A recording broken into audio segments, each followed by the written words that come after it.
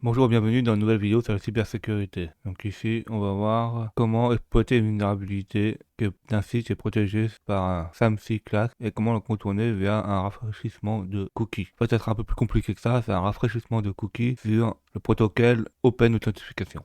Donc, on a un laboratoire, nous, le changement d'email est vulnérable à une faille CRSF. Pour résoudre le laboratoire, nous devons effectuer une attaque CRSF qui va en fait changer l'email adresse de la victime. On doit fournir l'exploit depuis un site malveillant, donc notre propre serveur.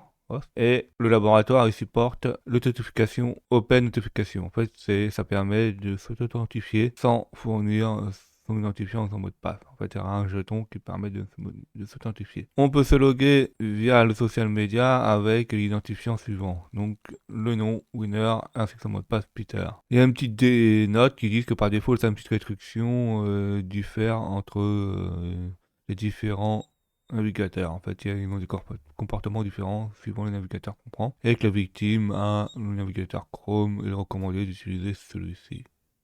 Mais avec le navigateur Firefox qu'on va utiliser aujourd'hui, ça fonctionne. La première chose à faire, c'est d'accéder au lab. On clique sur Access the Lab. Une fois ceci, on arrive dessus. On se connecte sur le compte de Winner. Donc, il faut aller sur My Account. Et là, il nous demande de nous enregistrer. Donc, on tape Winner. On tape Peter comme mot de passe. Et on signe. Là, on dit qu'on a une autorisation pour accéder au profil et aux emails.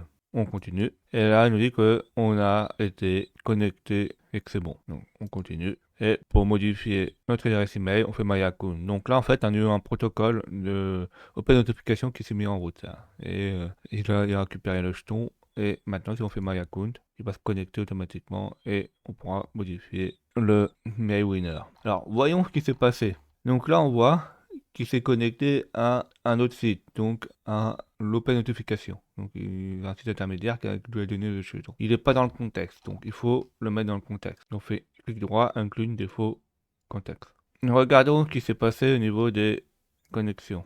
Là, on voit qu'il y a eu plusieurs connexions. Donc on s'est connecté sur le site normal et après il y a eu une demande de notification sur le site de Open Notification et que ça s'est effectué.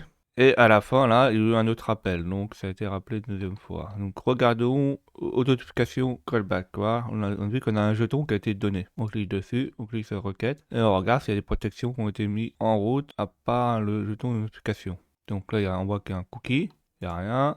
Et dans la réponse, on a une session, on a une expiration, une secure, et on n'a pas de jeton SAMSIT. Donc ça veut dire que par défaut, en fait, le jeton SAMSIT a été mis par défaut en lax, et au bout de 2 minutes, il va s'activer. Parce que s'il s'active trop tôt, en fait, vu que c'est l'authentification appartient à un autre domaine, il ne pourra pas se connecter sur le site qui donne le jeton, là, Open Notification, et ça ne fonctionnera pas. Donc c'est pendant ce court laps de temps qu'il faudra voir est-ce qu'on pourra s'en servir pour changer l'email. Changeons l'email, donc test, on fait une mise à jour, et on regarde si ça a changé l'email.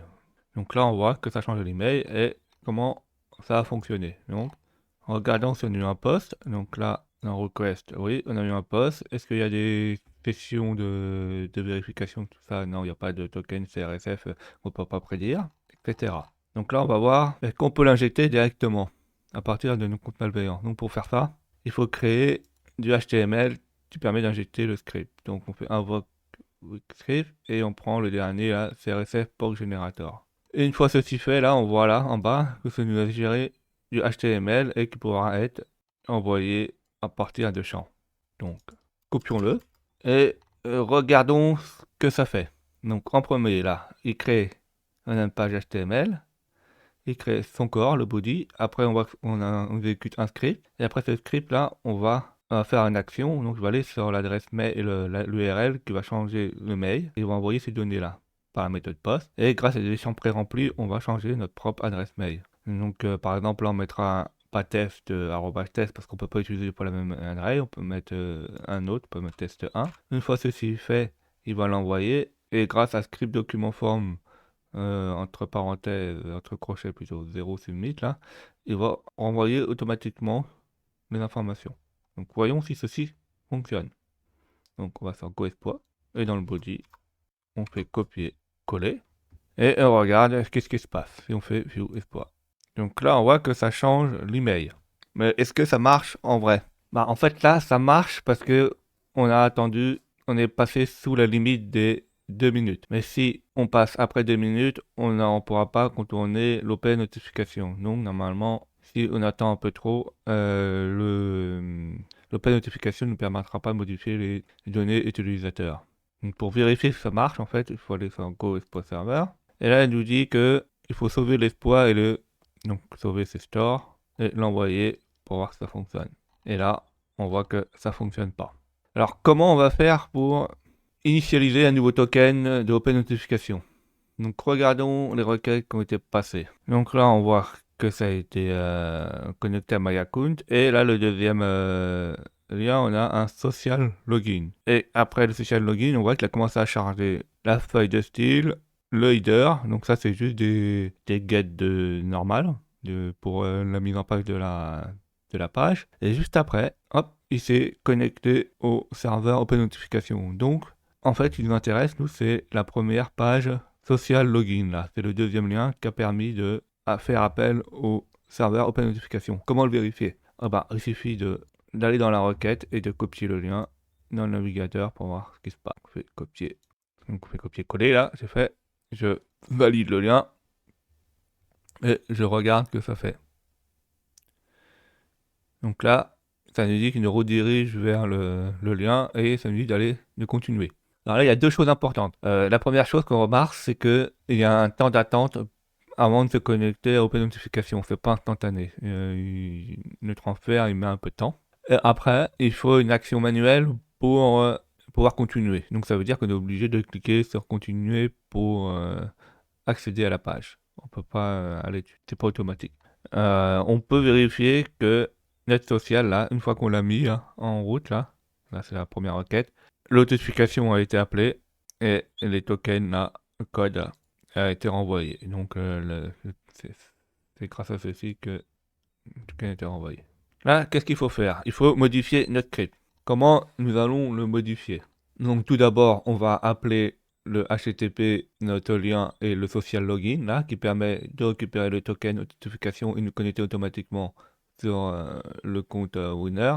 On est obligé d'attendre 5 secondes au minimum, le temps que l'authentification se fasse. Et une fois ceci fait, on appelle une fonction qui va changer l'email. En fait, il va valider le changement d'email, il va valider les champs. Donc, faisons ceci. Donc, il faut changer cette partie-là.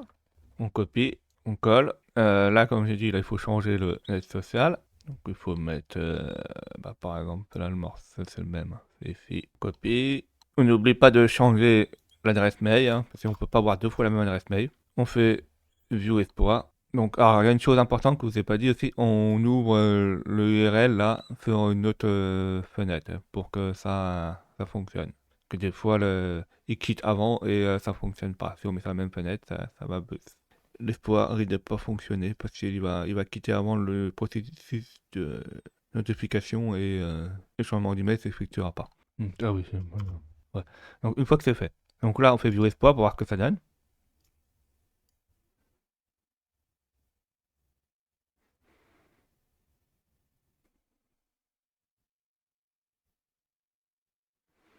Donc là, on a bien redirigé dessus, mais le problème, c'est que là, on a continu. Donc ça fonctionne pas. En fait, il faut que la personne aille sur continu. Et là, on a test 2 qui fonctionne. Donc en fait, il faut une action utilisateur. Donc il faut inciter aussi l'utilisateur à faire une action. Donc là, l'email a été changé, mais si on restore, on délivre l'exploit. Le fait que c'est pas automatisé, qu'il faut que l'utilisateur aille clique quelque part, ça, là, on n'a pas l'option qui fait ça, ça ne fonctionne pas. Non. Comment nous allons faire ceci? Donc là, on voit que ça n'a pas fonctionné. Non. On va faire la même chose, mais on va inciter l'utilisateur à cliquer. Donc, pour faire ceci, il faut mettre une phrase. Ça ressemble un peu du phishing en fait. On va faire une phrase qui va inciter l'utilisateur à cliquer. Donc, par exemple, on met une phrase bidon. Clic, cliquer. Et là, à la place de mettre Windows Open, là, on va mettre Windows Open, on garde ceci. Mais à la place de s'exécuter dans une fenêtre où il y aura le continu et qu'il faudra une interaction d'utilisateur, etc., et que ça fonctionne, ça sera bloqué avec la protection, en fait, elle va bloquer le changement d'email. Il faudra que l'utilisateur fasse une interaction pour que le changement d'email se fasse. Donc on va faire Windows onClick. Et en fait, Windows onClick, là, c'est une fonction, qui n'est pas une fonction elle-même, et que dès que l'utilisateur va cliquer n'importe où, en fait, ça va injecter notre code qui va changer son email. Donc là, c'est ce qu'on a fait. Donc maintenant, si on le stocke et on fait View Exploit, normalement, on devrait voir le message et la personne, si elle clique n'importe où, son adresse mail devrait être changée. Alors, par contre, pareil, l'adresse mail, il faut changer. Il ne faut pas toujours mettre une adresse qui n'existe pas. Donc, on stocke l'adresse mail, on fait View Exploit, voir ce que ça passe. Donc, par exemple, d'y cliquer pour participer au tirage au sort, donc on clique n'importe où. Et là, ça nous redirige là, ici. Donc, on attend 5 secondes. Et si on continue, normalement, on va dans My Account, on devrait voir que l'adresse mail a bien été changée. Donc, l'exploit a bien changé, a bien fonctionné. Revenons sur notre lab. Changeons notre adresse mail et maintenant envoyons l'exploit à notre victime.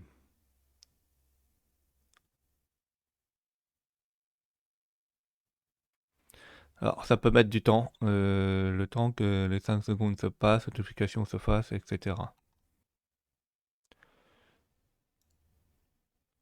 On rafraîchit la page, parce que en fait c'est le temps qui se met en route, et une fois que la page rafraîchit là, notre laboratoire en fait il est résolu. En fait l'utilisateur a tout le temps de se connecter et de cliquer sur la page, son adresse mail a été changée et le laboratoire a été validé. Donc là, c'est super intéressant. Là, ça nous apprend qu'en fait, on a pu contourner le Open Notification grâce à une fenêtre de tir de moins de 2 minutes sur le SAMsite en lax, en fait. Donc, il faut faire super attention à ce genre de choses. Il faut comprendre comment les protocoles fonctionnent entre eux, quelles sont les fenêtres de tir, éviter que les injections soient possibles avec une bonne sanitarisation ou du blocage, etc. Il y a beaucoup de choses à savoir comment bien protéger un site. Merci d'avoir vu cette vidéo. N'hésitez pas à mettre des pouces bleus et à vous abonner.